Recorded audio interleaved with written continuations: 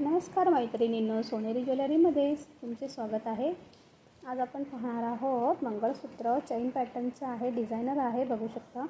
आधी वाट्या बघून घ्या। अगदी सोन्यासारखी फिनिशिंग आहे आणि सुंदर असं त्याला डिझाइन केलेलं आहे आणि अशी 2 लाईनची पोत दिलेली आहे। इथे गहू आकाराचे मणी आहे आणि मध्ये काळे मणी लावलेले आहेत।